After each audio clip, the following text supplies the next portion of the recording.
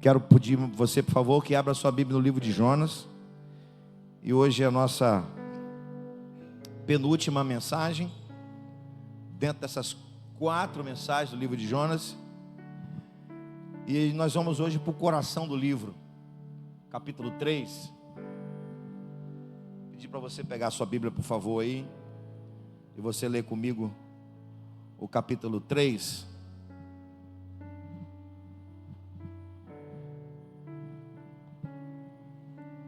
Justificar meu atraso ao culto é porque eu precisei dar uma aula de reposição na FABERJ, né? Então tive que chegar um pouquinho atrasado, justificando meu atraso aí, né?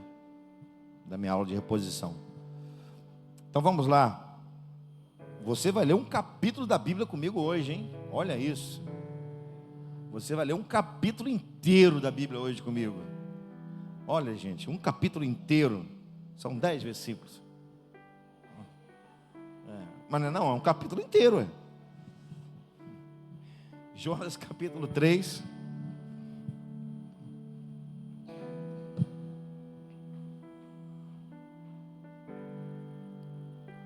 E veio a palavra do Senhor, segunda vez a Jonas, dizendo: levanta-te, vai à grande cidade de Nínive e prega contra ela a pregação que eu te disse. E levantou-se Jonas e foi a Nínive, segundo a palavra do Senhor. Era, pois, Nínive uma grande cidade de 3 dias de caminho. E começou Jonas a entrar pela cidade, caminho de um dia, e pregava e dizia: ainda 40 dias e Nínive será subvertida. E os homens de Nínive creram em Deus e proclamaram jejum e vestiram de pano de saco, desde o maior até o menor, porque esta palavra chegou ao rei de Nínive.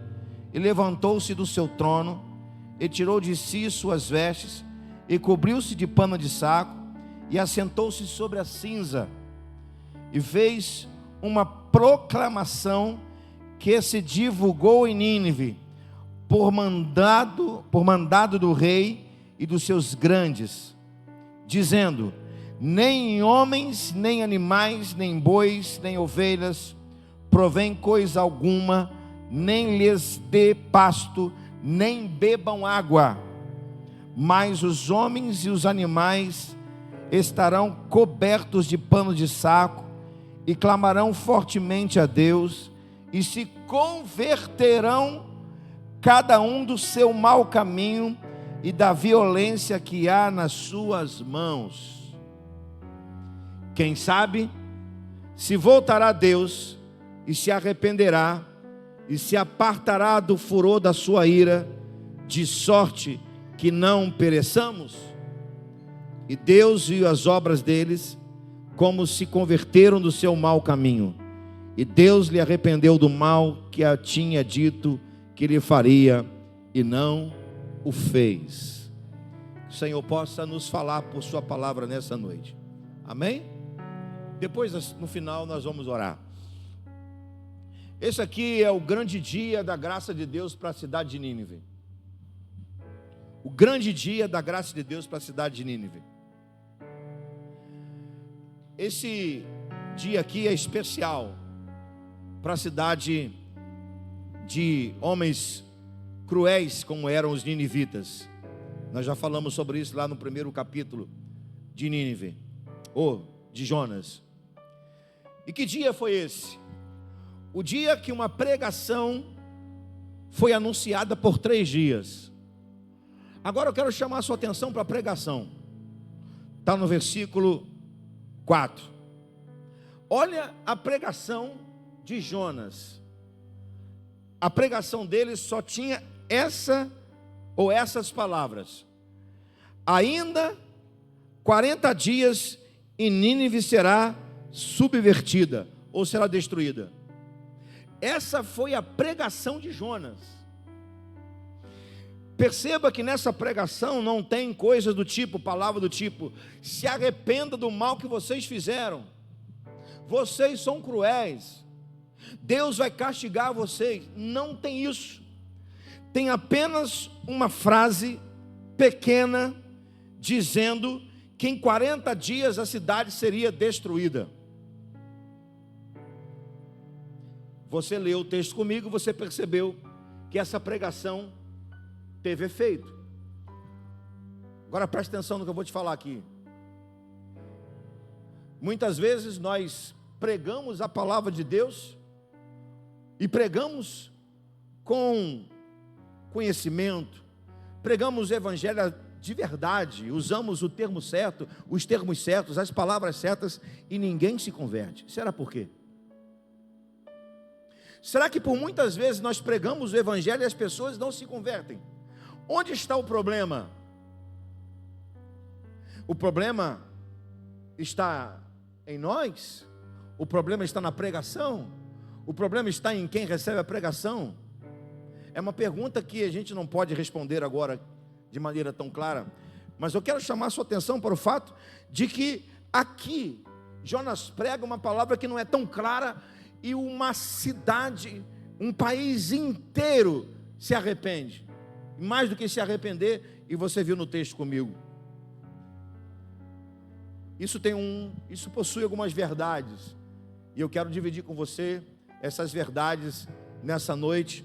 Nós estamos falando sobre missão, é o ano da missão, da cultura da missão, e nós vamos observar aqui nesse momento em que Jonas vai cumprir a sua missão. Mas antes da gente entrar no texto, quero só lembrar você os 2 primeiros capítulos de Jonas. O primeiro capítulo é o capítulo da fuga. O segundo capítulo é o capítulo da teimosia. A fuga, porque Jonas pagou a passagem para ir para um lugar que Deus mandou ele ir. O capítulo 2 é o capítulo da teimosia, porque Jonas teimava em querer fugir e programou até um culto de retorno para casa.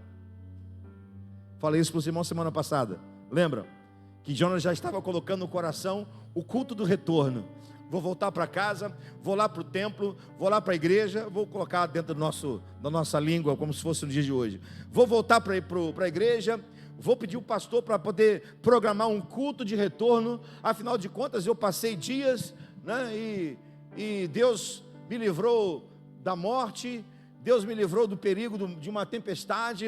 Eu vou voltar. E o culto vai ser uma bênção, vai ter um louvor abençoado, o pastor vai preparar uma palavra abençoada, vai abençoar o povo, e eu vou ficar feliz da vida, porque eu voltei para o templo e voltei para casa. Teimoso, Deus não está mandando fazer nada disso, que nem nós fazemos muitas vezes. Nós programamos a nossa vida dessa forma, nós queremos fazer as coisas do nosso jeito, e nós esquecemos que Deus tem uma missão para a gente cumprir, e nós não fazemos a vontade de Deus, não cumprindo a sua missão. Então são os 2 primeiros capítulos de Jonas, o capítulo da fuga e o capítulo da teimosia. Esse aqui não tem jeito, não é o capítulo da fuga, não é o capítulo da teimosia, é o capítulo em que a vontade de Deus será feita, é o capítulo que a palavra será pregada, independente de Jonas ou não. Amém, gente? Vamos lá, quero observar com vocês aqui verdades, 3 verdades nesse texto, e elas vão nos abençoar. A primeira verdade é a segunda chance que Deus dá a Jonas. Vamos lá. Versículo 1 está dizendo que veio a palavra do Senhor a Jonas pela segunda vez. Segunda chance. Jonas, te mandei você e Nínive, você não foi da primeira vez, estou te dando a segunda chance. Agora você vai. A sua segunda chance de você ir para o lugar onde eu mandei que você fosse. A maior verdade desse versículo 1 é que o plano de Deus sempre será maior do que a nossa própria vontade. Que a vontade de Deus sempre será maior do que a nossa própria vontade. E eu chamo a sua atenção para o fato de que Deus não mudou a mensagem e Deus também não mudou o profeta. Deus não mudou a mensagem. Na verdade, Deus não mudou o plano para salvar os ninivitas, Deus não mudou a mensagem e Deus não mudou o mensageiro. No que diz respeito ao mensageiro, era a segunda chance.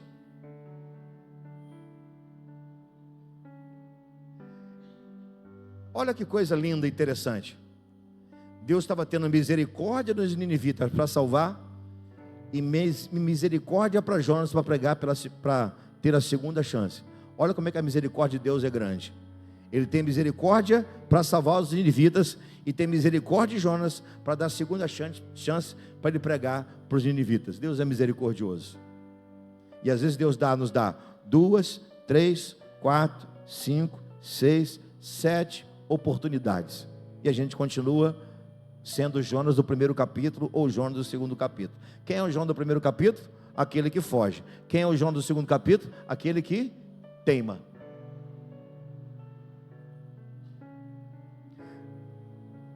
Se for necessário, Deus vai mudar esse quadro na minha vida e na sua vida. Se for necessário, Deus vai dar mais uma chance. Chance para quê? Para a gente fazer a vontade dEle, para a gente viver o Evangelho de verdade e pregar o Evangelho de verdade. Deus ama dar mais uma chance, mas, por favor, não abuse da misericórdia de Deus.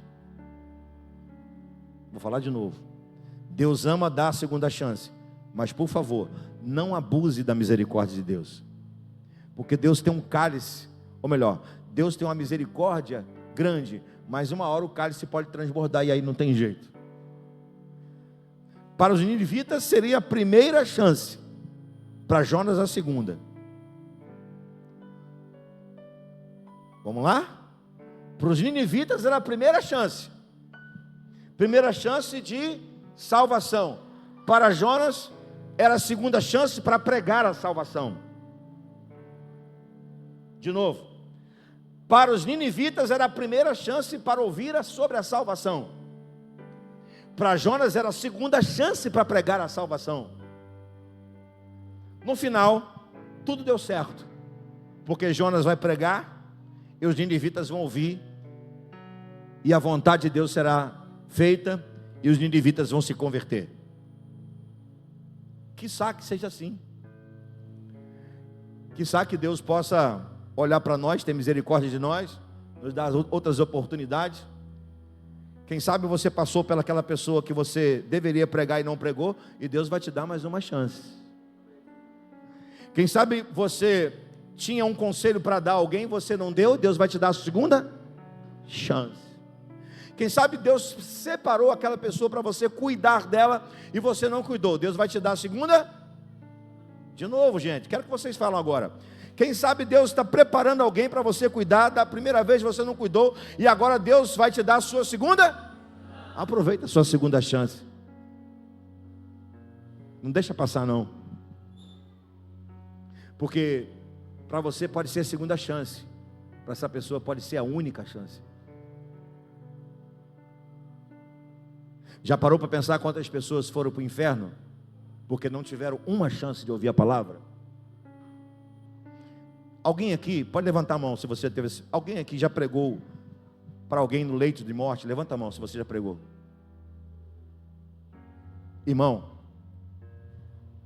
eu tive essa experiência de pregar no leito de morte para alguém, e eu pude ver as duas coisas acontecendo. Primeiro, eu vi uma pessoa rejeitar a salvação, e as palavras da pessoa foi a seguinte: não, eu não quero não. Literalmente as palavras foram essas: não, eu não quero não. Virei as costas com a pessoa que estava comigo no hospital, virei as costas, peguei meu carro, vim embora. 2 horas depois a pessoa morreu. Mas eu tive o privilégio não de ver a pessoa morrer, ou de ver a pessoa partir, mas o privilégio de pregar a palavra para alguém no leito de morte, e a pessoa levantar sua mão, reconhecer Jesus Cristo como Senhor e Salvador, e no dia seguinte partir salva. Ou seja, para essa pessoa foi a última oportunidade, a única oportunidade. Queria que você pensasse nisso, irmão. Alguém precisa de você. Não estou falando para você pregar no leito de morte, não. Alguém precisa de você. Alguém está implorando por uma chance de receber um abraço, um conselho, uma oração,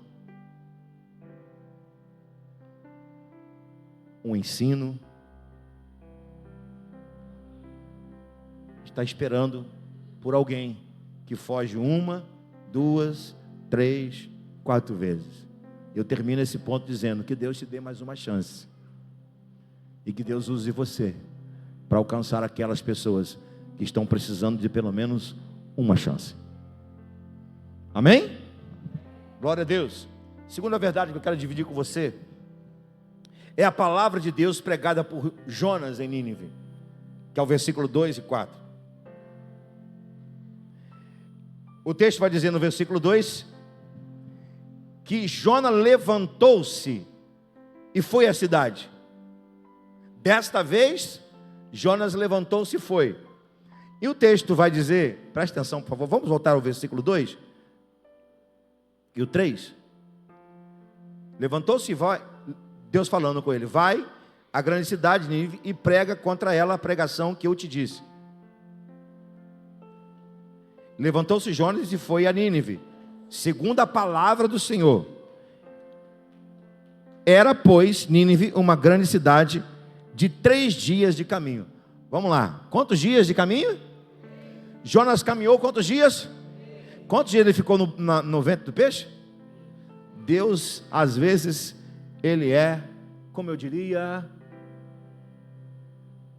eu tenho que tomar cuidado com a palavra. Interessante. Para não dizer outra coisa, eu sei que você pensou outra palavra aí. Deus às vezes surpreende, né?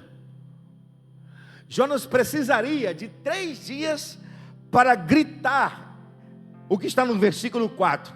E Deus coloca ele no ventre do peixe, quantos dias? 3 dias. Para cada dia que Jonas pregaria a palavra, Jonas ficou no ventre do peixe.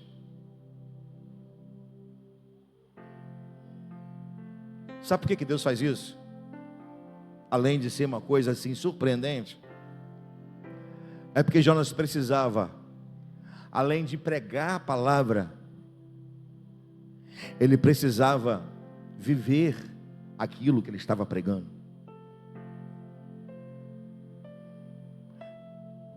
Era para Jonas ter no ventre do peixe se arrependido. De quê? De fugir. Como Jonas não se arrependeu no ventre do peixe? Ah, pastor, parece que ele se arrependeu. O capítulo 2 diz que ele faz até uma oração. E eu já disse para você que ele planeja o culto de retorno no templo. Mas não é oração de arrependimento. É oração de quem quer voltar para o culto para ser religioso, irmão. Vamos ser sinceros. Está escrito, não estamos inventando nada. É uma oração gospel, irmão. É uma oração de quem quer fazer campanha na igreja. Não é oração de arrependimento. Que se fosse uma oração de arrependimento, no primeiro dia no ventre do peixe, Jonas diria assim: Senhor, me perdoe porque eu desobedeci a tua palavra. O Senhor mandou ir para Nínive, eu comprei a passagem para ir para Tarsis. Me perdoe, Senhor, eu me arrependo no ventre do peixe.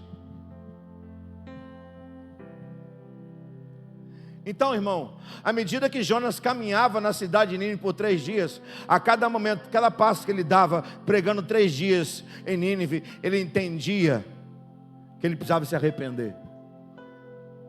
E está pensando que ele se arrependeu? No capítulo 3?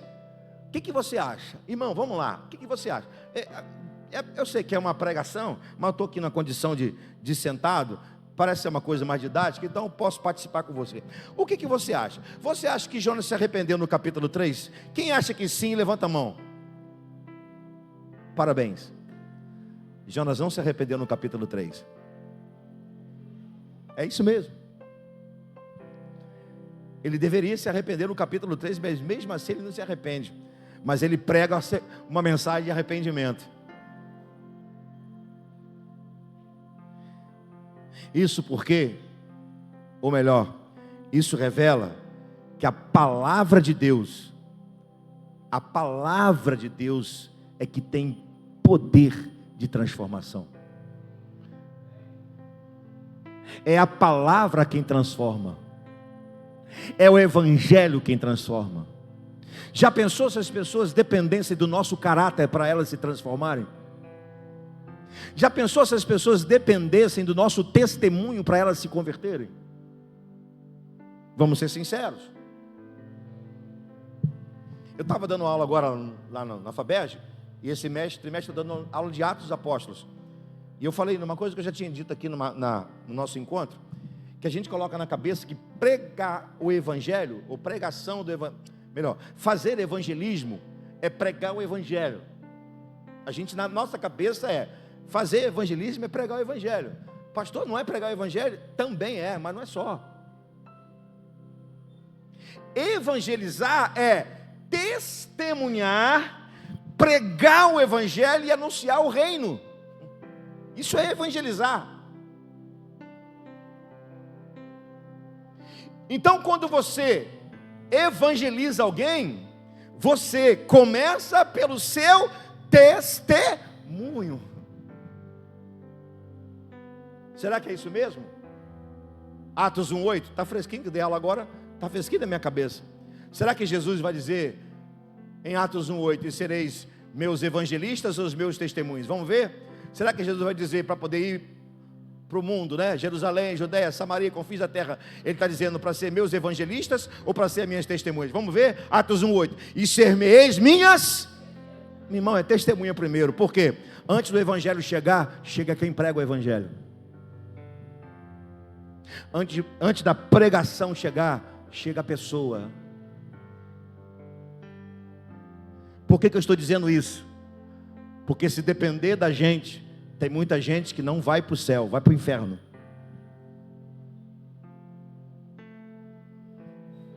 Vou falar de novo. Tem muita gente que, se depender, gente que eu estou falando que não é salva, se depender da gente, não vai para o céu, vai para o inferno. Porque falta o quê? Falta pregar o evangelho? Não, falta o quê? Testemunho.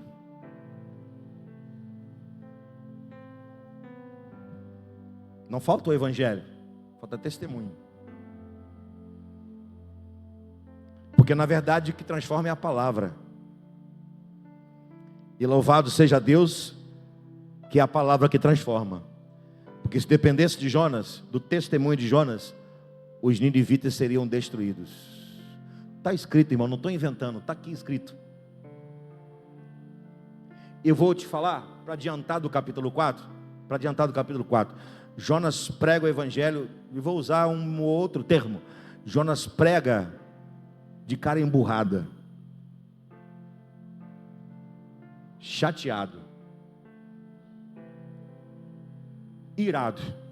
Está no capítulo 4, você vai conferir comigo na semana que vem. Semana que vem você vai ler um capítulo inteiro da Bíblia comigo de novo, hein? Amém? É antivéspera do período do carnaval, mas eu vou estar aqui.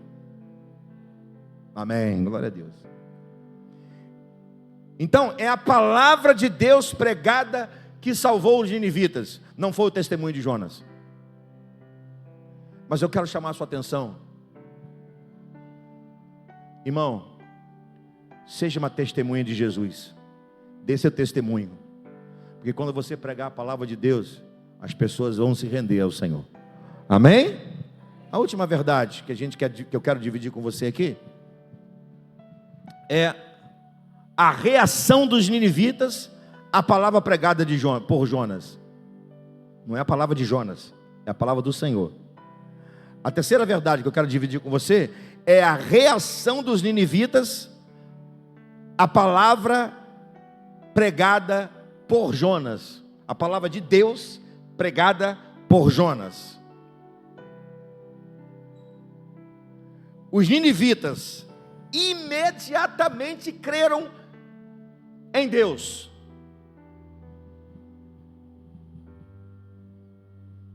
Imediatamente. Os ninivitas creram em Deus. Primeira reação, eles acreditaram que aquela palavra vinha de Deus. Eles acreditaram que se eles não se arrependessem, em 40 dias a cidade seria destruída.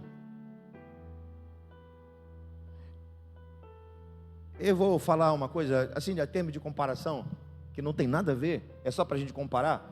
Uma vez eu pregando aqui sobre Jó, não sei se você está lembrado, talvez não. Eu disse que se tivesse um outro livro de Jó, nós teríamos vergonha. Por quê? Porque Jó rasgou as suas vestes. Jó se humilhou, adorou e disse: nu saiu do ventre da minha mãe, nu tornarei para lá. O Senhor deu, o Senhor tomou, bendito seja o nome do Senhor. Jó disse isso, crendo em um Deus que fez o céu e a terra e só. Depois que Jó diz: eu te conhecia de ouvir falar, e agora os meus olhos te veem, não tem outro livro de Jó, porque se tivesse, nós teríamos vergonha.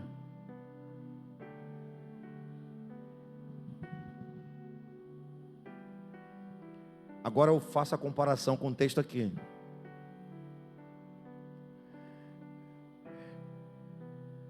É para muita gente sentir vergonha.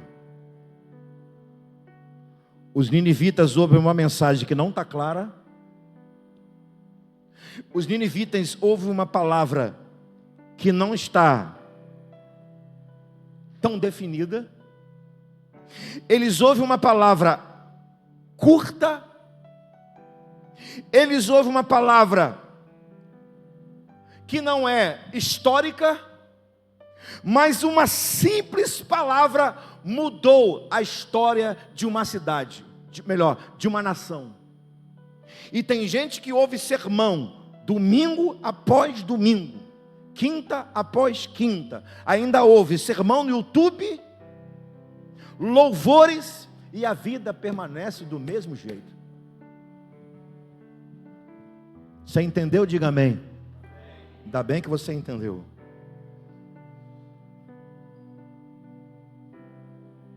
Ah, pastor, mas eu não lembro o que o senhor pregou, o que o pastor Leonardo pregou domingo. Nem eu às vezes lembro.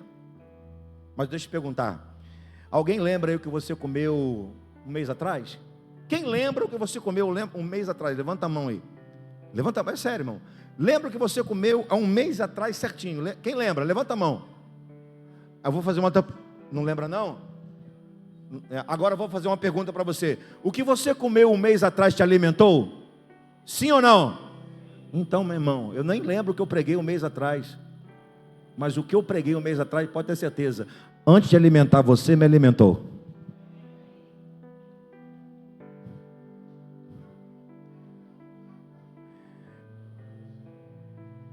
Eu poderia terminar aqui, mas tem mais.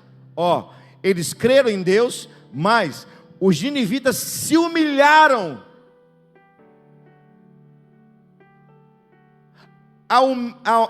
eles se humilharam diante de Deus, diferente de Jonas, que reagiu com desprezo. Quer mais? O rei reproduziu imediatamente a palavra ouvida e proclamou um jejum. Nem animal bebe água.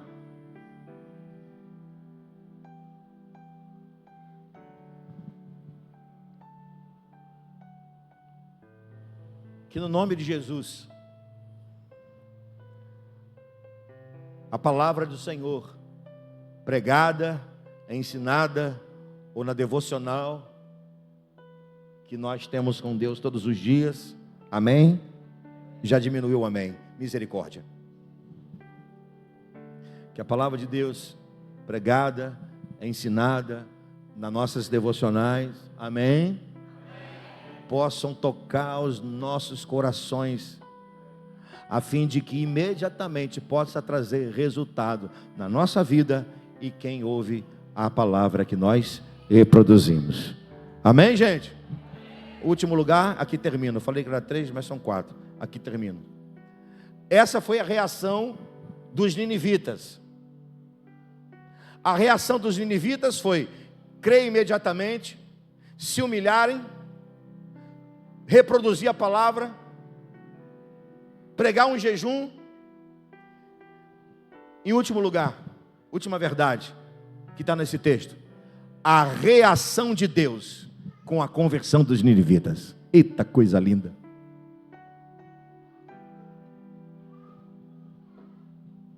Versículo 10. Você pode ler comigo o versículo 10? E Deus viu as obras deles, como se converteram do seu caminho, e Deus se arrependeu do mal que tinha dito que lhe faria, e não fez. Este capítulo se encerra com a compaixão de Deus. No lugar da destruição, Ele dá lugar à misericórdia. Olha que coisa interessante. Sem o versículo 10, ficaríamos sem uma resposta quanto à graça e à misericórdia de Deus. O versículo 10 é uma resposta. O versículo 10 é maravilhoso, porque imediatamente Deus reage, e perdoe minha redundância, por favor, reage à reação dos ninivitas de se arrependerem. E qual é a reação de Deus? Ao invés de aplicar a ira, aplicará misericórdia. Ao invés de aplicar o juízo, aplicará graça. Essa expressão, se arrepender do mal, significa dizer que Deus não estava mais triste, que Deus estava agora feliz. Por quê? Porque a palavra dele foi pregada. Um povo ouviu a palavra, se rendeu à palavra e se arrependeram do mal que fizeram. Deus reagiu aos ninivitas com alegria. Irmão, meu amado irmão, minha amada irmã, vou fechar minha Bíblia aqui para a gente terminar e orar. Falei que nós iríamos orar no final.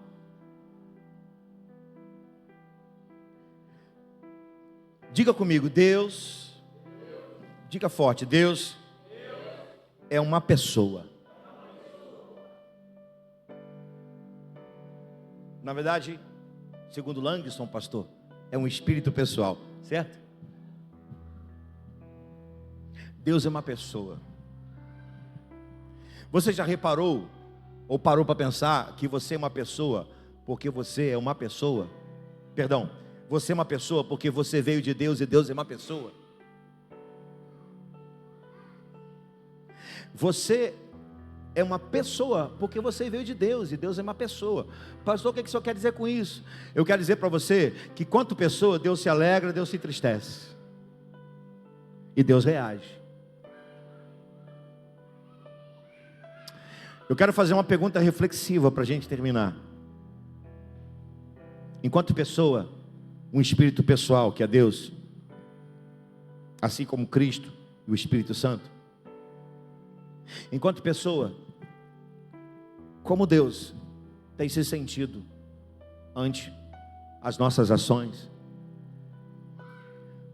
como Deus tem reagido ante as nossas ações, ante os nossos comportamentos, ante os nossos compromissos com o reino, com a igreja dele.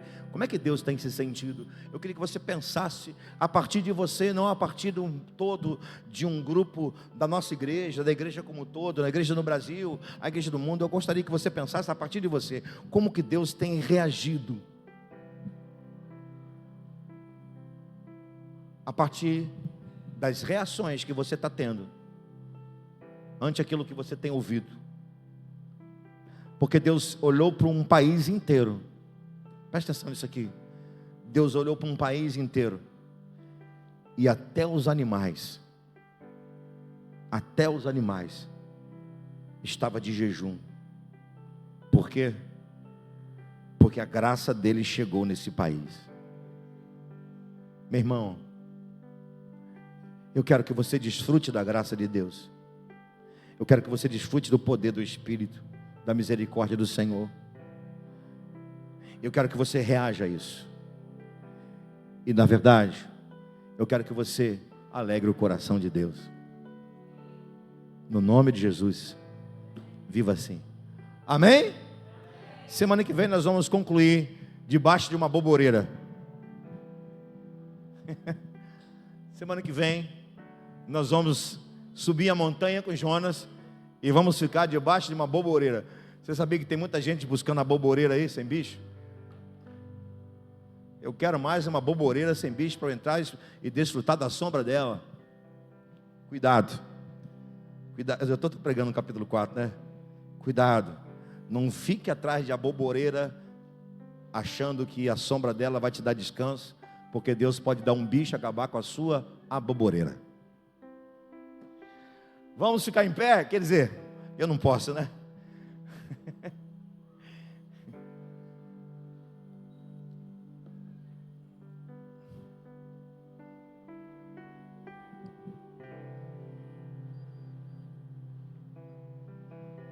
Amém, Tiago? Não tem que falar qual Tiago, né? Porque senão tem dois, um de cada lado aqui, um na minha frente. Então, como os dois vieram para cá, Tiago, você está na minha frente? Amém, Tiago? Amém, amém. Glória a Deus. Vamos orar.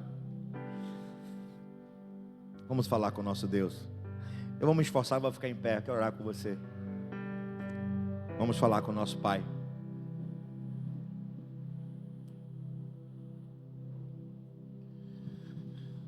Levanta suas mãos aos céus.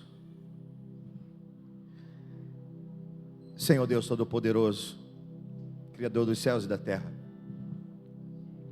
eu quero pedir ao Senhor que nesta hora o Senhor retire de nós todo sentimento vaidoso, egoísta, egocêntrico, e que o Senhor nos revista da simplicidade de Cristo, da humildade de Cristo, do caráter de Cristo. E quero te pedir, Senhor, que o Senhor use as nossas vidas para chegar, alcançar pessoas, aqueles que estão precisando pelo menos de uma chance para ouvir a Tua palavra, de um abraço, de um toque, de um conselho, de uma ministração do Espírito. Eu quero te pedir, Senhor, que o Senhor nos use para que as pessoas sejam transformadas pelo poder da Tua palavra. E quero te pedir, Senhor, que o Senhor nos visite, a fim de que, ó Deus, o Senhor possa sondar os nossos corações, ver se há em nós algum caminho mau, a fim de o Senhor nos colocar nos Teus caminhos eternos, para que não possamos nem desviar nem para a direita e nem para a esquerda. Colocamos diante do Senhor as nossas vidas e queremos alegrar o Senhor, queremos trazer alegria para o Senhor, alegria para o Senhor, e que o Senhor possa nos encher de uma unção fresca, nova, para viver esse tempo de cumprimento da Tua missão, no nome de Jesus. Amém e amém. Glória a Deus. Aplauda o Senhor, irmão.